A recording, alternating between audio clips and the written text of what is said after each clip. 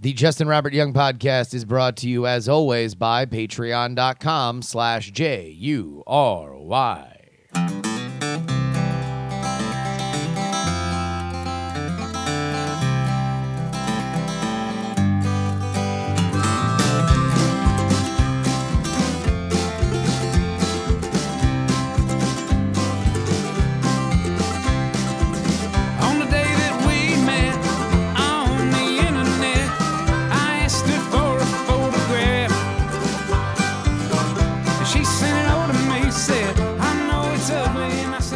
Ladies and gentlemen, boys and girls, welcome to the Thursday, July 5th episode of JuRY Daily. New format, old show. What is today? For real, I'm asking for real. Come on. Hey guys, I have a real question. I need a real answer. What is today? I need to ask. Yo, all right, sure. A lot of Weisenheimers in the chat room right now. The Reverend Puck says Thursday. All right? Sure. To the untrained eye, one might look at today and say today is indeed Thursday, a.k.a. July 5th. But really, that gives you all you need, right? July 5th. The day after America's birthday, a traditional holiday wherein people like to eat food, drink alcohol, get into pools, dive into beaches, have themselves all the kinds of activities that we normally reserve for summer weekends. We pack into the best one single day. People buy outfits. They all huddle together with their friends or family and they watch fireworks well into the night. Friends, when I went to sleep around 11 o'clock, I still heard the skies of Oakland rupturing with rapturous fireworks. And I laid my head down, having had a few libations, enjoying good times with good friends. Happy. You want to know when that happiness ended? When I woke up and realized it was fucking Thursday.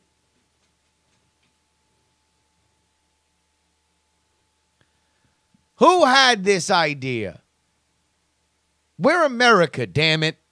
I know that theoretically in the Gregorian calendar, you're going to have certain times when July 4th is going to fall on a Wednesday. No more. You know, personally, philosophically, I'm not a person who wants to continue to shape our world with unnecessary laws. However, I believe that this law is indeed necessary. Never again should there be a July 4th on a Wednesday. If there is, then we need to move it. Now, where do we move it? Good question. Because I feel like there's only a few different options. If we absolutely have to,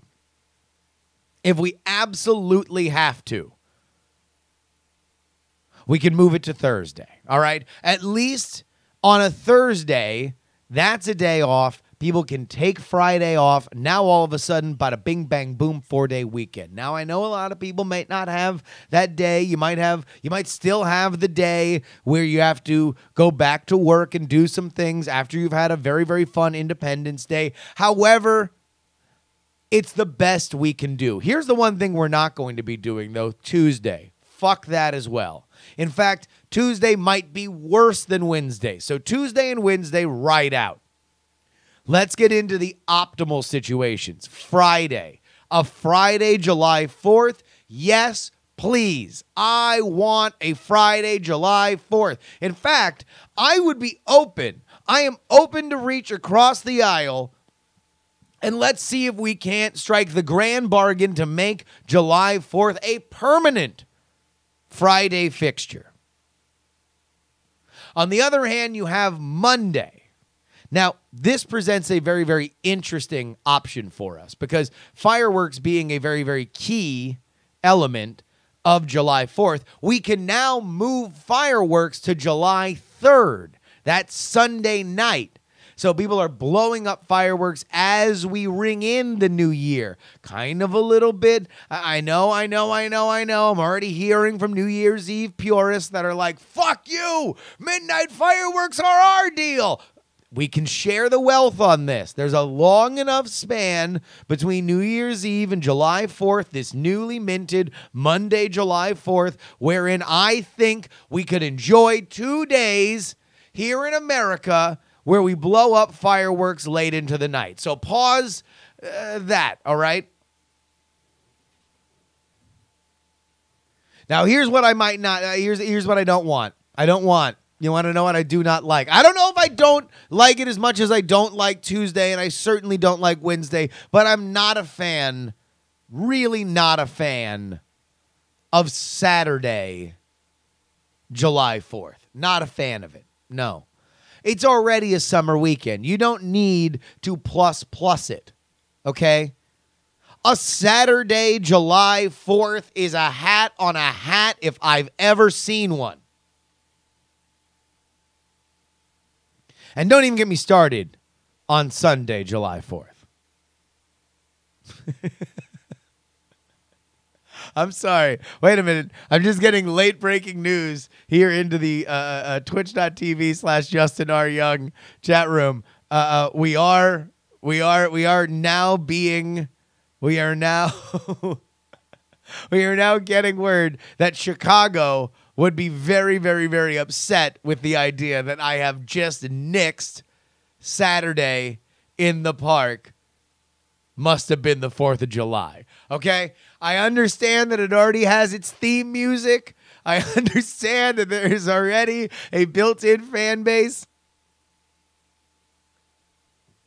But no. I'm cutting it right out. Sunday, July 4th. Also, come on. Now, maybe that's the better barbecue day.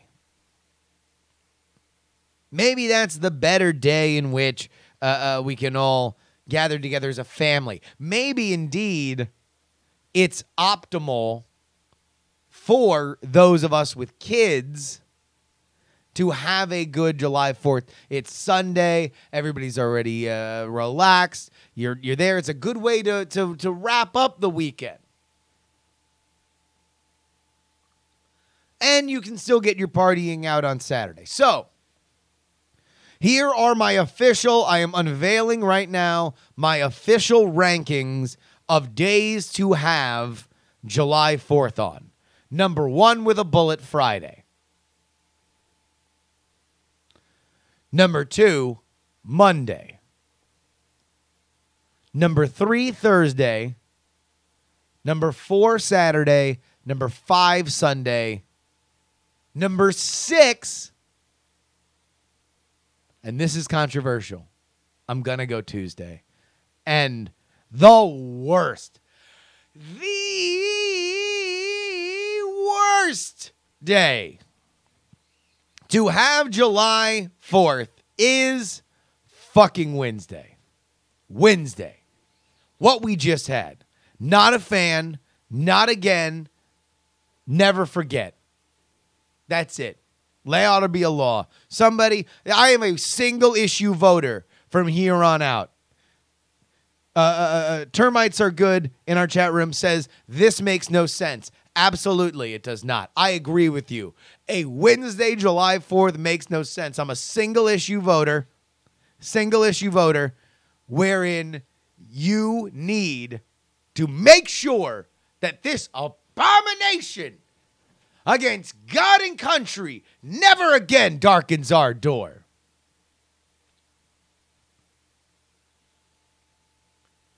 We're getting some suggestions of what if it's like Bastille Day, where we just light off fireworks all week long.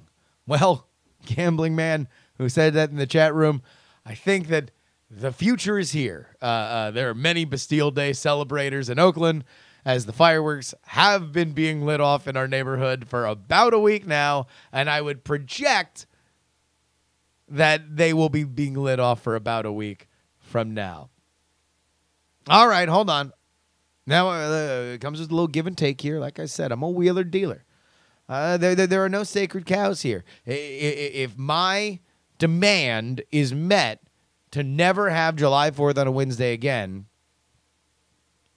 Strike It Rich is saying, okay, willing to do it, willing to make the deal, but the give back is Thanksgiving on Wednesday.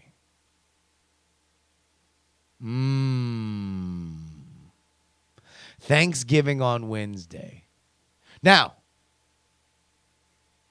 the bonus on that is flights would probably be a little cheaper if you were trying to come in on a Monday, Tuesday.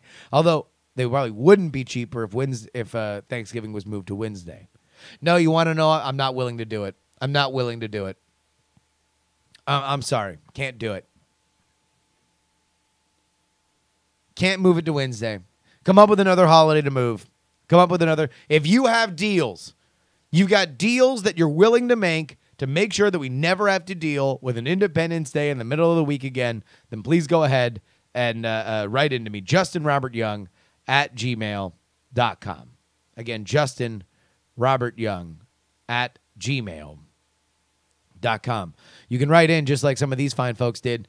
Dav wrote in, I'm not exactly a die-hard wrestling fan. In fact, I didn't know that indie wrestling was a thing, let alone a white-hot entertainment industry, until I started dating a wrestler. But we've since broken up over an infidelity issue on her end. It was gnarly. However, it's been a while since, and I'm now regaling my current partner with tales of being a male booth babe slanging shirts on the indie wrestling circuit. So I loaded up the ECCW website and went to show my current partner, my ex, and all of her 5'3", muscled-out infamy, since that was part of my current life partner's part of my life that my current partner is curious about, only to find an empty slot. My ex was nowhere to be found. Gone. Zilch. Finito. Now, here's the question. My ex loves wrestling. She loves the WWE. She loves the theme songs. She loves the act of performing indie wrestling. She loves beers on Monday Night Raw with pals. So, do I, despite the rough breakup, reach out to check in with her, or do I let her evolve and grow on her own? Dav, thank you so much for writing. I'm going to express that I'm kind of confused with what you want here. Do you want to just show your current partner this weird, fun element of your life that involved somebody that you used to date? Or do you want to reconnect with your ex? Now, both to me are fine, but they are different elements, because you can probably find footage of your ex performing wrestling somewhere on the internet. Indie wrestlers and indie wrestling in general tends to leave many, many, many footprints in the sand. So if that's what you want, is just to illustrate to your current partner who your ex was, I think that requires just a little bit of internet sleuthing. However, if you want to reconnect with your ex as a friend, which, by the way, I will say is a noble cause.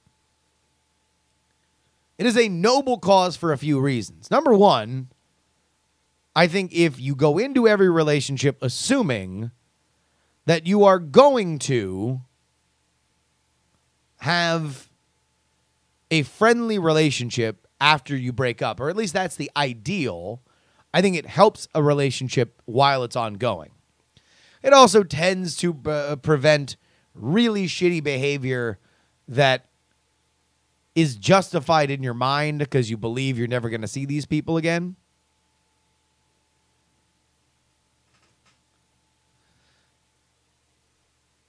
But with that being said, I think becoming friends with your ex after the fact also just is good manners, good hygiene. It helps connect, continue to connect with people. And it also is this is a sneaky part of it, a good litmus test to make sure that your current partner or somebody else that you will eventually be dating can understand that there are female friends and that you are going to be friends with people that at some point you might have dated. But to do that requires making sure that you've healed some of these old wounds. That is a little bit more intensive and involved. So that would be my question to you, Dev, and feel free to write back in. Do you want to show your current partner a thing that you did in your life, or do you want to reconnect as a friend with your ex because you found them enjoyable and you would like to find them enjoyable in the future? Different solutions to different problems. Let's try to get rich. Says, did the new girlfriend ever ask about the metal folding chair in the bedroom?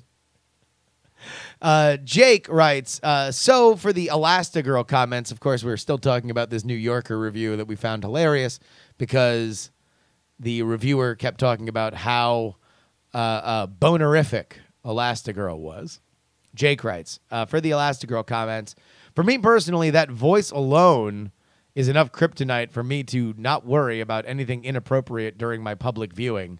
Things might be different if I had a mute button. I'll leave that right there. Jake, apparently, who is it? Who is the lady that does Elastigirl?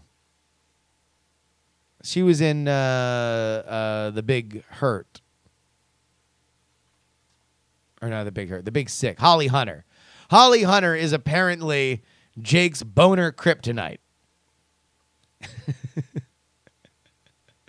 So whenever you want to make it last in the bedroom, just think Holly Hunter is whispering to you.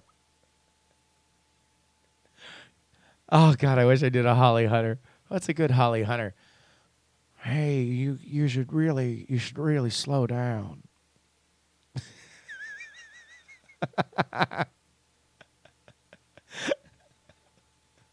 You should really make it last.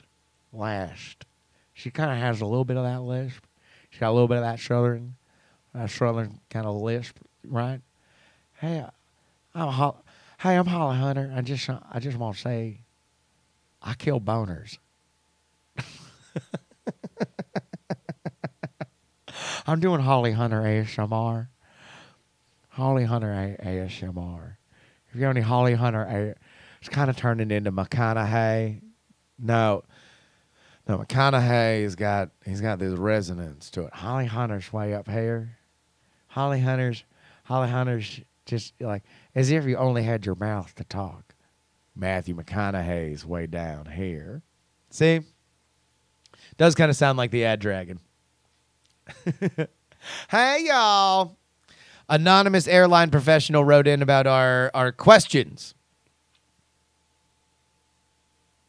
Our questions about whether or not you should be forcing your partner to take a flight upgrade if you are on the same flight and only one of you gets the upgrade. One of our the anonymous airline professional wrote in yesterday and said that the move to make is to give the person next to you or next to your significant other the first class seat. So both you and your significant other are sitting in coach, but you've now gifted a rando up to first class. I made the point that it just seems like that's gumming up the works. It's just really gumming up the works. Like you're just sitting there, you're waiting for somebody else to show up. The flight attendant who already told you that you're upgraded to first class is going to come back and be like, why the fuck aren't you taking the first class? And he's suggesting that you do this outlaw style, bootleg style, that you don't even tell the flight attendants that this is what's happening. So I asked for clarification. Here it is. From what I've seen, the upgraded passengers just go sit with their wife or spouse. And then when a dude comes to sit and gives you the polite, hey, I think you're in my seat, You say, hey, can I interest you in a first class seat? Now, of course, there's a salmon swimming upstream element to this. You've now punished the guy but none of them ever seem to care. And none of them say things like, well, I mean, is it a window? Because, man, I like the window. No, they go up to the first class and grab a double wide seat and say to themselves, I'm a lucky schmuck. There's probably an argument to sitting and waiting until the plane is boarded and then showing up with 10 minutes to go while the gate agent grabs the stragglers, but who cares? Screw up the whole line. It's funny. You are an awful person, anonymous airline professional. There is nothing on earth worse than the motherfucker holding up the line on an airplane. This is how you get stabbed. This is how you die. Like, out here with the plebs, man, out here in the bread line, I know that you might be somewhere in the plane doing some plane shit. But when you're out here in these streets, fucking waiting for zone 1, zone 2, zone 3, zone 4, zone 5 to get called, these people are mad. Motherfuckers are mad. It is a kill or be killed scenario, let alone if you're on an international flight. I'm going to give you guys some racial truths. Here's a sentence that could ruin my career. Chinese people don't fuck around in lines. Here's something that I have learned. I have traveled the world. I will know that I know for a fact. British people want to line up all day. Japanese people want to line up all day. Chinese people, holy shit, they got some sharp elbows out there. Sharp motherfucking elbows. And it doesn't matter. It doesn't matter how old, how young, whether or not you see a family, kill or be killed. Everyone's trying to get in that line. They're elbowing up. It's like a fucking missed free throw. They're boxing out from like the very beginning. And they got that. They're positioning, right? They got their low center of gravity.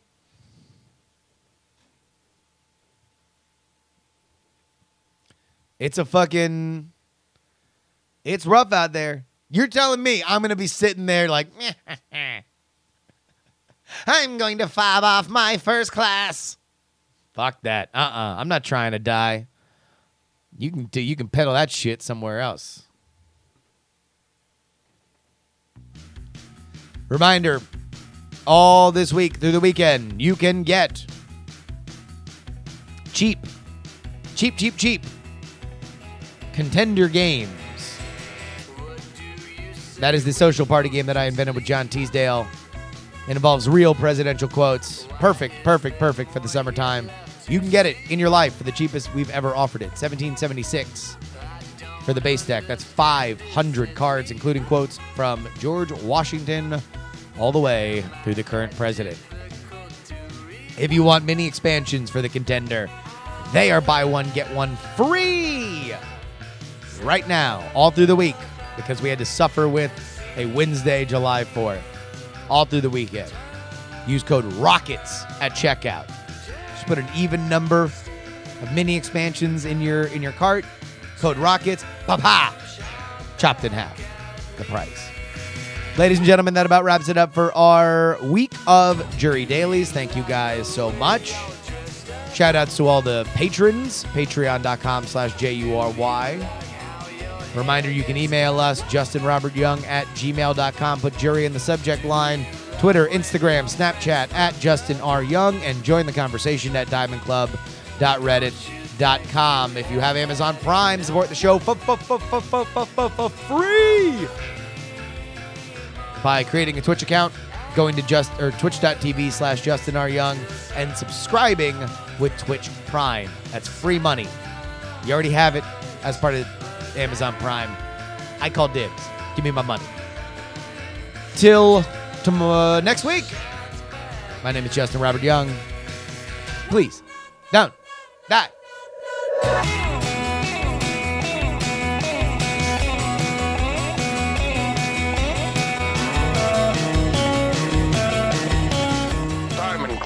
you have enjoyed this program.